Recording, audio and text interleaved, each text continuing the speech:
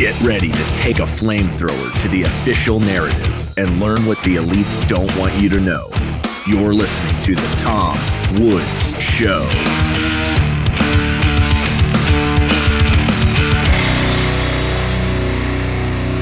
Hey everybody, Tom Woods here. It is episode 2570 of The Tom Woods Show, and I'm delighted to be joined once again by Josh Abbotoy, who is managing partner at New Founding. And we're going to be talking about a company called Ridgerunner that's doing something very, very important. This isn't just another company. This is a project that more or less involves building the America that you want to live in. So Josh, welcome back. Thanks. It's always a pleasure to join you. Now, should we start? I mean, I want to contextualize what you're doing by talking about the state of American society and asking you questions about that. Mm-hmm. But do you want to start by describing the project and maybe where it's gone since we last spoke? Because I think you've made an announcement about it. Yes, we have. Absolutely. So Ridgerunner is developing what we call town and country charter communities in Appalachia. And town and country, we're going into small towns, doing what we can to revitalize them. And at the same time, doing country development, taking farms and subdividing them and really trying to find a way to design them in a way that's appealing, preserves the traditional land usages as much as possible, and really appeals to a new type of buyer that we're starting to see in the market and a lot of the emerging demand. And that gets into some of the social and cultural things that are going on that we can talk about. But really, at the end of the day, we come into small towns. We try to revitalize them. We create spaces for community to flourish and reemerge. A lot of these towns are ones that have been distressed economically for quite some time. And so, when we come in, we try to market these towns to new buyers that are often working remotely, and they're portable, so they can move in here. And then when they come, they need remote work spaces where they can work. And then, of course, they have demand for restaurants and all sorts of other things, and they can bring economic uplift to a community. And so we're sort of tapping into all of those dynamics and help make it happen. Sometimes I chuckle. I think most fundamentally, what are we doing? We're solving a collective action problem. A lot of people want to live in a small town that feels like real America. And we're trying to meet that demand by actually putting the word out there. Hey, consider coming to one of our communities. And when you get here, it doesn't feel like another paint by the numbers suburb. It feels like a real American small town. And it's got room for you to plug in and bring your business ideas and bring all of your innovation and energy, but also still be in a community that feels very traditionally American. Now, tell me about the most recent thing you're doing, because Yes. at some point we are going to have to talk about negative press, because anytime anybody tries to do anything productive, it attracts negative press. But in a way, it's to your benefit that the media and the left have so overplayed their hand that at this point, it's like the side effects from a pharmaceutical on TV. No one even listens to it anymore. They say this all the time, and it just goes in one ear and out the other. So it's not as bad as it looks. But talk about the most recent thing. Yeah. So actually, just a week ago, we announced our first Tennessee location. So it's in Gainesboro, Tennessee. Very happy to say that. That's where I'm calling you from today. I'm sitting in an office building that we bought 3 months ago. We renovated it. My company has a portion of that space, and otherwise we've rented it out to people who are moving here, who have businesses and they need a corporate office, or maybe even remote workers who simply want some camaraderie and human interaction. But Gainesboro, Tennessee, this is one of the first hubs of our Tennessee effort. A beautiful small town right on the banks of the Cumberland River, about 80 minutes outside of Nashville. It's sort of the next domino to fall in revitalization that's coming out from the Nashville area right now. And we just think it's a great opportunity for traditional Americans, conservatives, to really invest in this community and hopefully help show a way for how a town can be revitalized without losing its soul. Like it can welcome economic activity without becoming homogenized and overrun by the same corporations that seem to overrun every other major city in America, making them all sort of the same. We hope with our revitalization, we can keep a lot of the regional distinctiveness that makes this area so special to begin with. So what exactly is the model then? Is it like a company town, or where No. you guys run things, or is does everybody have an agreement they make when they move in that we're going to support this kind of business and not that kind, so that it doesn't become this way? No. I mean, our model is large scale. We think this is a movement, and by the way, we don't even think it's a movement that we're in charge of or that we started. This is a movement that's already happening, and we really see opportunity to lean into the movement where nobody else has yet. And this takes us to the big sort. I don't know if you're ready to go there, but it's always on my mind. People who've watched the numbers, probably a lot of people know this anecdotally. Since 2020, there's been just seismic internal migration inside of America, and and that's driven by a number of different factors. But Pew, who studies this for the first time in 2020, found that when people move, they're now citing cultural and political factors as one of the number one reasons why they're relocating and moving across the country.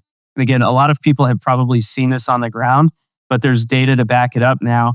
The New York Times just recently had another major feature piece talking about the big sort and talking about how increasingly people are trying to live around others who share some basic set of political and cultural values. Now, why is that happening now as opposed to any other time, right? We've always been a free country. People have always had a choice to go, move somewhere. I think for a couple of reasons. I think number one, remote work really frees people up.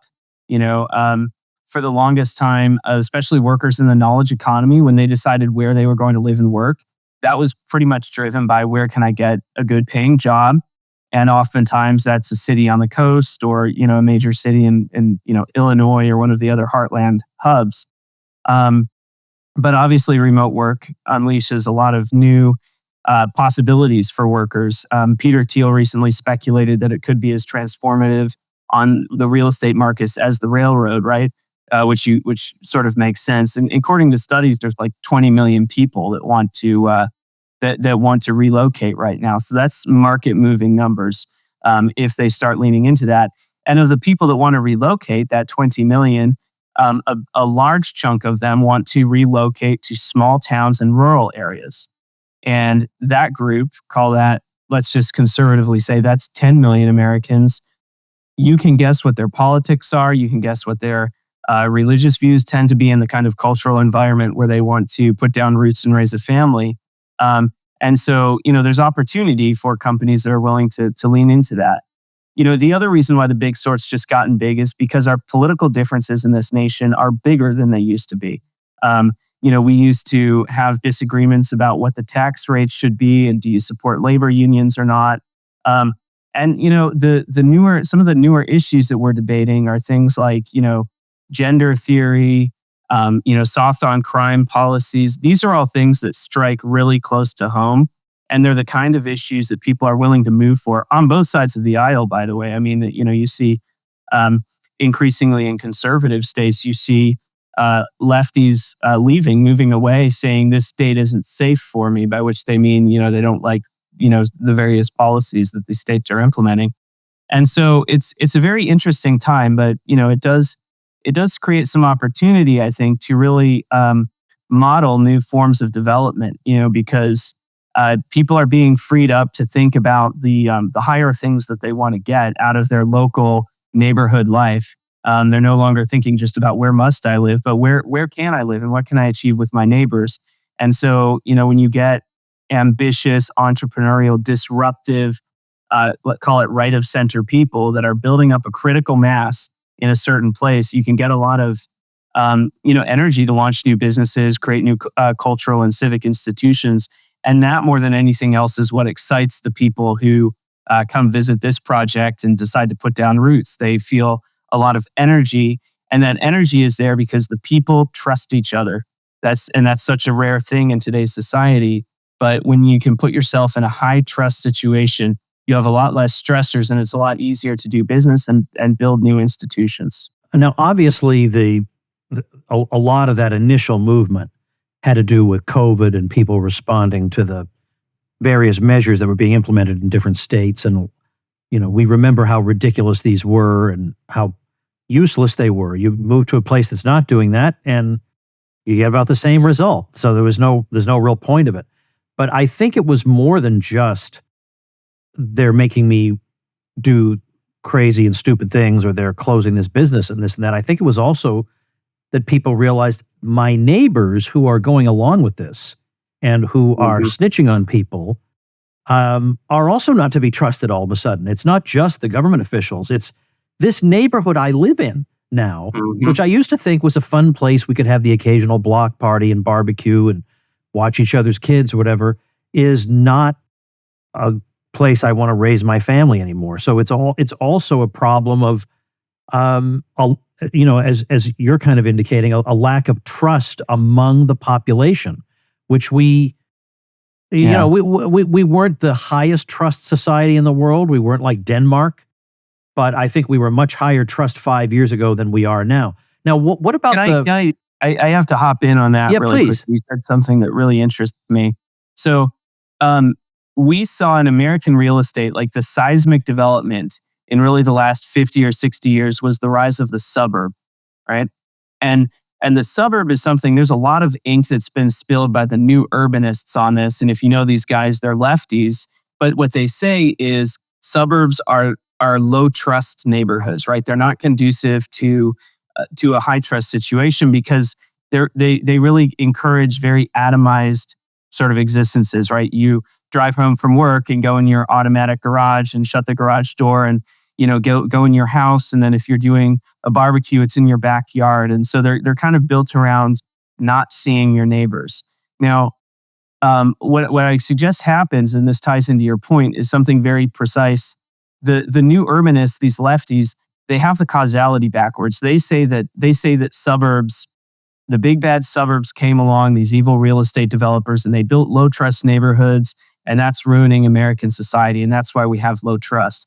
I think the causality is the opposite. I think suburbs were actually a way to mitigate being in a low trust society. So people fled to the suburbs because oftentimes from either rural hamlets or from tight-knit urban enclaves, and they fled from there to the suburbs. And the suburbs created a sort of a safer space. When trust starts to break down, it's a little bit less comfortable to be in a traditional urban neighborhood, which is built around public life and being outside in your front yard and knowing your neighbors really well. And you can kind of see that in the way that suburbs are designed. They represent a bit of a retreat to the private for a lot of people. And what I suggest happens in 2020 is the nature of our political disagreements started to intrude even into the suburbs. So if the suburbs were a form of detente, then the nature of those disagreements started to bleed in even there. Your corporation, which is what you had, you probably in a suburb, you have something in common with your neighbors, which is that you're all working similar corporate jobs. Well, all of a sudden your corporation is super politicized because corporations are getting woke. And, you can't, even if you're just walking to your car, if you're wearing a mask or not wearing a mask, that's a tribal signal. You're fighting with your neighbors and counter signaling them on these, on these things. And so those political disagreements really started getting even into suburban life. And I think that's one of the big reasons why we're seeing the seismic change right now. Folks, American healthcare and American health insurance are an absolute fiasco. And the more they try to fix it, the worse it gets. And you don't need me to tell you that. You can see it with your own two eyes. This is no secret. It's expensive and frustrating, and it's not getting any better. So surely there's an alternative, right? Well, as a matter of fact, there is. There's Crowd Health, which is not health insurance. It's a better way to pay for health care through crowdfunding. They're doing things differently. For $175 for an individual or $575 for a family of 4 or more, you'll get access to a community of people who are willing to help out in the event of an emergency. You'll get access to telemedicine visits, discounted prescriptions, and so much more, and you don't have to worry about doctors' networks getting in the way. Let Crowd Health help with your healthcare needs.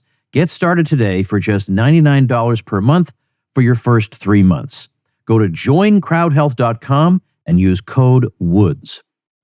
Crowd Health is not insurance. Learn more at joincrowdhealth.com. That's joincrowdhealth.com, and remember code WOODS. Do you think it's not quite a re-election of Trump, but in a Grover Cleveland kind of way it is. How do you think that affects things? Does that have any bearing on any of this? Yeah. So over the last 4 years, the data is clear now that this trend did not stop after 21 or 22. It continued pretty full bore all the way through 2024, the time of recording of this podcast. And political events definitely do change the appetite for people moving. But so it's a little bit hard to entirely tell the future here. But I think there's a couple things that seem likely that will probably continue to drive this trend. So because President Trump won, what you're going to see is this dynamic where deep blue states, deeply progressive areas are going to posture as the resistance against the big bad orange man.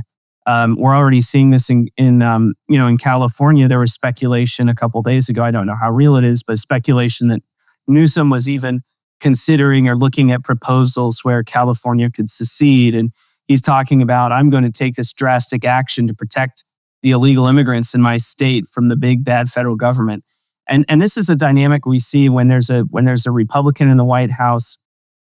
Blue states tend to get more extreme ideologically in what they're trying to pursue. So I do expect that trend to hold, but none of what I'm saying here I think is really. I think this trend would continue regardless of who's in the White House. So it's a secular trend in that sense. But yes, under a Trump administration, I can see particular drivers. Another governor who's sending people our way is Tim Walz in Minnesota. Which has been a leader on some extreme legislation. These people, they make decisions that affirmatively drive some citizens out of their state. And, I do expect that to continue. Now, there are a number of different projects that out there that are, let's say, bear at least a family resemblance to what you're doing in the sense that they're motivated by people who, they feel like they live in a crazy society and they're not trying to engage in any, giant, large-scale plans of reconstructing America. They just want to have a decent neighborhood to live in. With a minimum of crazy people. I mean, they're really not asking a whole lot. Yeah. So, like for instance, there are I know there are Christians in Moscow, Idaho, for example. There's Ave Maria, Florida, around Ave Maria University. There's the movement for so-called free private cities around the world. What are the similarities and differences between those sorts of things and what Ridgerunner's doing? Yeah, so that's perfect. I'd set it up in those two buckets exactly. I think on the one hand, you have Christian localism projects. Some of these have been going for 20 or 30 years. They saw trends very early on, and they've been building really beautiful communities in a lot of cases. I mean, Ave Maria has an architecturally significant cathedral. Moscow, Idaho has all sorts of thriving Christian institutions. It actually has a venture tech scene, which is really cool. So that's Christian localism in one bucket. And then the other bucket is, you can call it charter cities. That's what the industry calls it, but it's freedom cities, right? The larger cities that are, the hope is that they're semi-autonomous and they can be free from burdensome regulation. Oftentimes they're built around a particular business, so they can look a little bit more like a company town, but those are the two buckets. Christian localism is awesome. I would say that, if I have a contrast between what we're doing in Christian localism, I would say that we see a decentralized movement. We see a broad demand for, call it a more traditionally American way of life. And we want to tap into that. We're not intending to build communities that are centralized around any one church or any one, particular institution. We hope to see many of those. So maybe fundamentally, in contrast to a lot of the original Christian localism projects, we want to scale much more. And part of the way that we scale more is we invite a lot of different localists to participate in the same region where we're working. So, in other words, we want to be a foundation for many different localism projects. Okay. Now, on the other hand, you've got charter cities and freedom cities. These are very interesting. I would say that sometimes these cities put the cart before the horse a little bit. They want to go out and get the piece of paper that says you are a city and you have autonomy and here's all your rights. You might say they're focused on oftentimes de jure legal rights, but they're not actually as focused as they should be on building economic and especially cultural cohesion and power. So I'm more interested in de jure sovereignty, if you will, than de facto sovereignty rather than de jure. I think that there are many parts of this country where the long-term residents, they like the conservatives who are moving out from different parts of the country.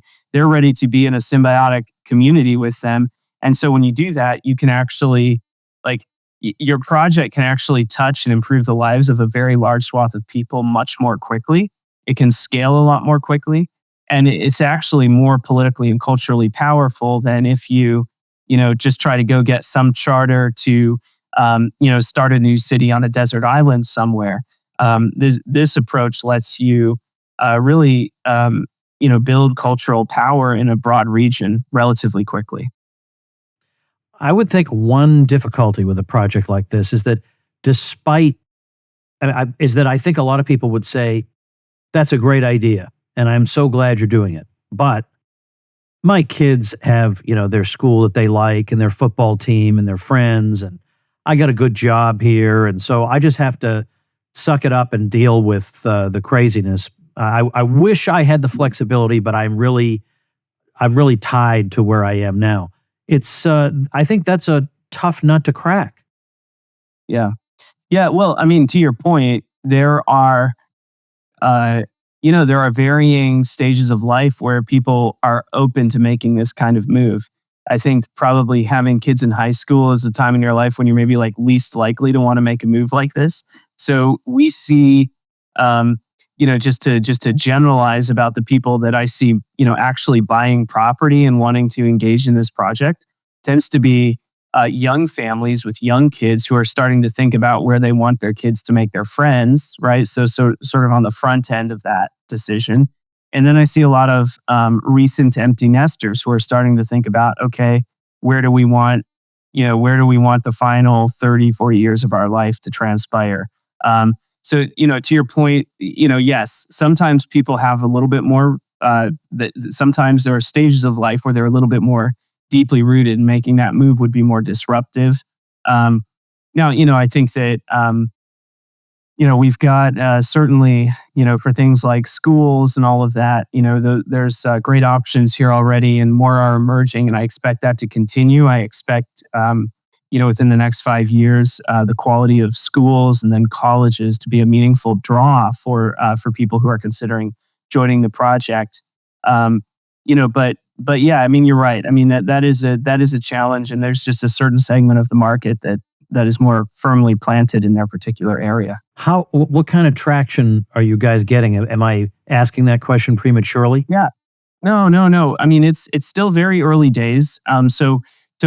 We've I think as of today, we have 32 households that have bought roughly in our area, and we just came out of stealth mode, right? So we barely have any inventory. We've got 1,000-person wait list. We're selling things out before we can even publicly market them. So it's going very, very well. Those numbers are going to start climbing pretty quickly, especially as we bring online some of our more recent, some of our newer inventory. So we're rolling out some master plan community concepts that can fit a lot of people. And so we know that there's very strong interest out there. We're very confident about that. But essentially so far what we've got is we've got critical mass. We've got businesses that have committed to coming here. So we've got 2 manufacturing companies that between the two of them are creating 200 jobs. We've got a smattering of other smaller white collar businesses that have joined and put down stakes here. And we're starting to get a lot of really interesting traction in the Bitcoin community, which is interesting. Bitcoin people are always loving disruption. They're loving innovation and being on the cutting edge of economic developments. And we try to be as Bitcoin friendly as possible with the businesses that we bring out. If we rent things, we try to make it available for people to pay rent in Bitcoin. Just those sorts of simple little things. And people really love that. So yeah, the traction's been fantastic. And really for us, the challenge has been acquiring properties fast enough to meet all the demand that's coming out here. Hey everybody, let's take a minute to thank our sponsor, Persist SEO. If you're getting buried by your competition online, then build your brand, your reputation, and your lead flow with digital marketing by Persist SEO. If you're a small local business trying to compete against large companies in the service industry, then increase your visibility with Persist SEO. What if you have low or no leads coming in on a consistent basis? Well, then website search engine and conversion optimization can help move the needle to a more prosperous business model for you. Are you tired of cold calling and networking? Use your website as a lead generation engine. What if you're not showing up for your services in the search engines? Well, get found with Persist SEO Expert Search Engine Optimization. All you have to do is call 770-580-3736 or visit them at ineedseo.help for a free website audit and consultation. That's 770-580-3736 or ineedseo.help. So, do you have places in mind? Like, are you going to be replicating this again and again? Or are you going to be devoting your resources to just building up one or two places? No, so the initial plan is targeting a region of Appalachia, sort of on the western edge of Appalachia in Tennessee and Kentucky. And so there's a number of different small towns in this region. And, we think something like 2,000 households over the next 10 years in this immediate region does a whole lot to bring economic uplift. It doesn't make the place overcrowded either. And it allows you to achieve that scale where you have interesting economic vitality, new cultural institutions, and all of that. But this is really, this whole play in Western Appalachia is, it's in the Highland Rim region of Kentucky and Tennessee. This is all just a proof of concept. So we do think there's way more demand for these kinds of communities than will ever fit in this particular tiny little region. So yes, I mean, we think that some of these trends are the defining factors in real estate development over the next 20 years. And I'm constantly talking with my business partner, Nate Fisher, who I know you know. We're constantly writing down names of other locations and constantly batting around other ideas. And of course, these will look a little bit different depending on the region that you go to, right? So we're always, yes, I mean, there will be more to come, but probably not for another year. We're really focused on making sure that our Tennessee project, which is our first project, gets off to a smashing success. And I really do mean this. I mean, if it's true that there are, roughly 20 million people who want to relocate, and the effects of remote work and the internet, it's not just remote workers, but it's also startup founders. Most of the startups I talk to these days, the team is spread out across the country. The founder could be in Wyoming or what have you. You can have access to the 21st century economy anywhere that you have internet, essentially. And it's just, so it's opening up all these new possibilities. And, combine that with the fact that, America has collapsing trust in a lot of its cities and collapsing trust in its mainstream institutions.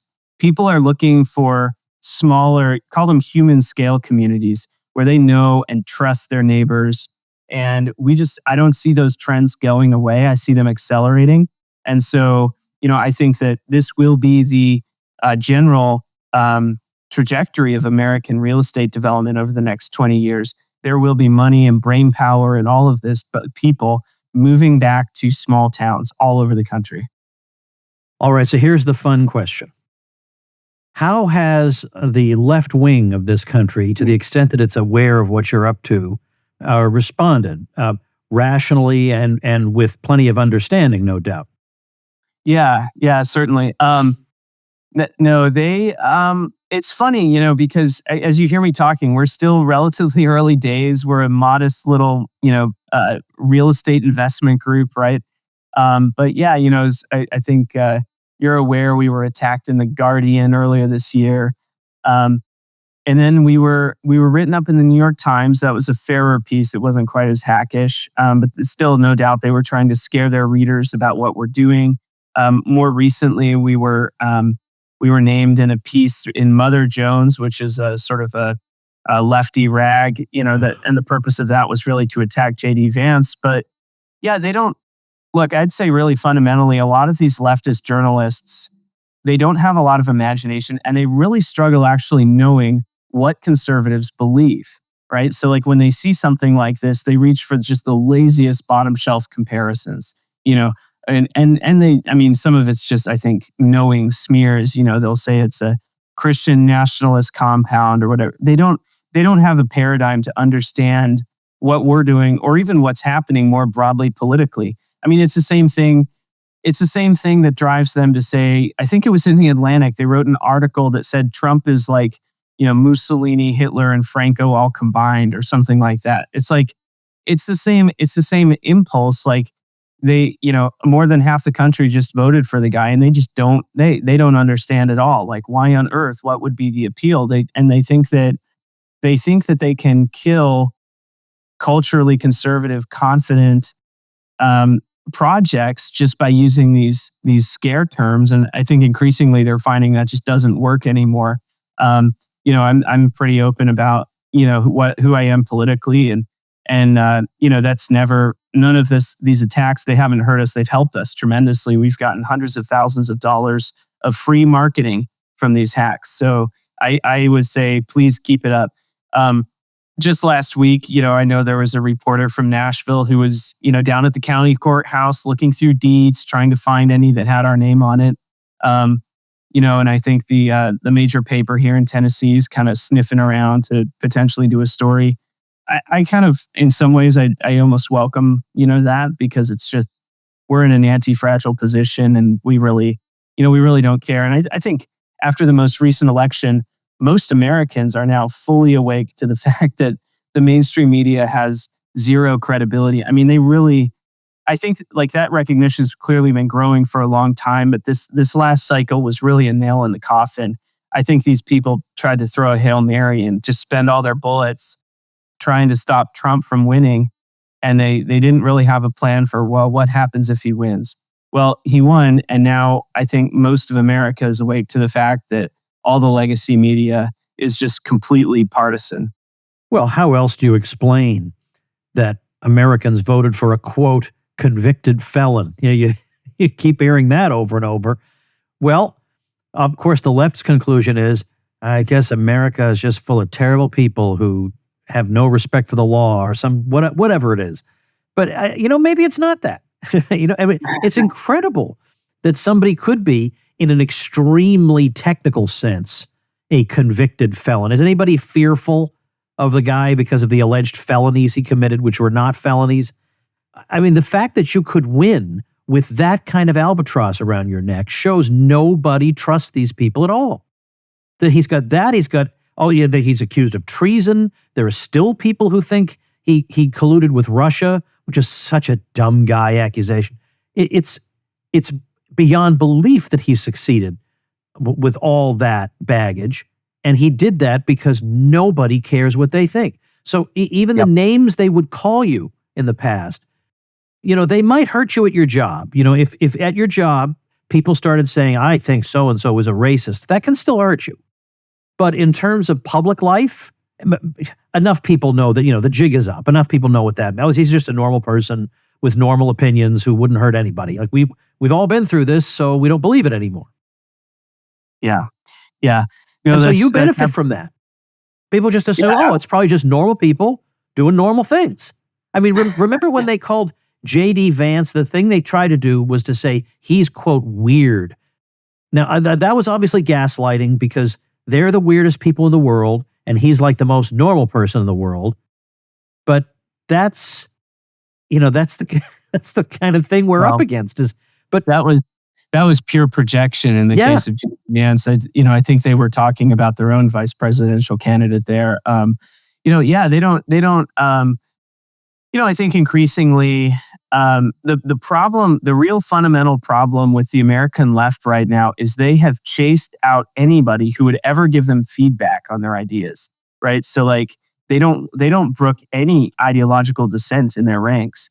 And so, if the American public isn't buying what they're selling, they just double down, and something must be wrong with the American public. I was reminded of this most recently. And CNN was having this panel to break down the results of the most recent election. And one of the panelists was suggesting that perhaps the extremism of the transgender movement turned voters off. And others on the panel just jumped down this commentator's throat. No way, that's a slur. We don't even tolerate those views on this network. Get out of here. And it's just a good example. They've worked themselves into a position where there's just this fierce zealotry for these sacred cows on the ideological left, and they will not hear feedback. I mean, they really were convinced that Kamala was a generationally talented candidate. That Tim Walz was the epitome of a normal Midwestern guy. I mean, they were very convinced of this, and the only feedback they really can get is at the ballot box, it seems. Yeah, and then well, I guess the explanation for that must be the country is more reprobate than we thought. I mean, it never can mean anything about them ever. I mean, look, I'm not saying that the American public is always right. I mean, they're completely uninformed about almost everything. So I'm not going to say that they're always right. But if you have control of what every institution, I mean, the universities overwhelmingly hire only people who are like themselves. Same with, you can think of every major institution, the mainline churches, all the way down. All of them are repeating what you have to say and demonizing other people. And the media will take the same story and spin it as a positive for one side and a negative for the other. If you had all that and you still lost, then you have to ask, what have we done that the other side doesn't believe anything anymore? They don't believe anything. They don't care that he's a quote unquote convicted felon, because they know that what that really means. It means he made them mad. They know that that's what it means. So as I say, that's a wave that you are in a position to ride with Ridgerunner. Yeah, let me just say, I'm a lawyer by background. I actually really care about the rule of law. There's our Constitution that our founders gave us was an incredible document. It was genius in the way that it balanced powers, and they thought they were creating this mixed regime, right? That took took various aspects of monarchy, aristocracy, republic, and mixed that all together to make it very durable and make it resilient against the concentration of power. Remarkable achievement. So I really do. We are losing the rule of law in this country. It is a tragedy. But we're losing it because we have banana republic judges like Judge Merchan who make a mockery of our legal tradition. I mean, I don't know if you've done a deep dive on the facts of the case under which Trump was convicted, but Judge Merchan violated traditional black letter law in the circuit where he sits. He went against that black letter doctrine. And more than that, we've got a long-standing tradition that you don't prosecute former presidents. Now, why would we have that? Because we don't want presidents thinking about how to keep themselves personally out of legal trouble the whole time they're trying to rule the country. We want them to make a decision that they think is best for the country, not the one that minimizes their legal risk. So this conviction was a total sham, and the conviction itself was the kind of thing that's leading to the breakdown of the rule of law in this country. But it's a serious problem, but it's also one that I don't see how it gets solved because, again, it goes back to this trust issue. We've got a breakdown of trust, and our documents say that we are a republic. That's what we were intended to be when we were founded, and republics trust is the gasoline that keeps a republic running. And so without it, it's going to be a strange, tough political situation. And that's why I think the really deep reason why projects like ours resonate with people right now, because they're looking for communities where they can have trust. How do people find out more about what you guys are doing? Yeah, you can go to ridgerunnerusa.com. That's where we have a description of our project. We tell people a little bit about our philosophy. We're actually unveiling a new website tomorrow. I guess by the time of recording, it will be out. But we go into great detail about our development philosophy and our long-term vision. And then we also show individual pieces of property that we're selling. So that's a great place to go. And then you can follow me on Twitter at Business, BYZNESS. I'm very active on there, talking about real estate, business, and then I talk about politics too, just because I enjoy it. Excellent. All right, I'll put those links up, tomwoods.com/2570, as well as in the show notes page, I beg your pardon, in the video description. Well, Josh, best of luck with the project. It's a very, very important one. I appreciate it. Thank you, Tom. Appreciate you having me on. And before I say goodbye to you, ladies and gentlemen, let me remind you, in February 2025, coming right up, it's the Tom Woods Cruise. And I just added yet another great speaker, the great Mikkel Thorup, the world's greatest expat consultant, in my opinion. You can pick his brain for a full week, but we're going to have an absolute blast on this thing. You can leave Clown World behind for one glorious week and enjoy a week having fun with me. The website is tomwoodscruise.com, and I hope to see you all on board. Thanks so much, everybody. See you tomorrow. Make yourself and those you love less vulnerable to the regime, both mentally and physically. Get more forbidden information at tomsfreebooks.com, and be sure to subscribe to the show wherever you listen. See you next time.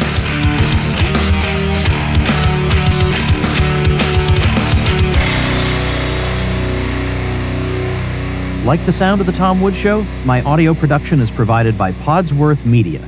Check them out at podsworth.com.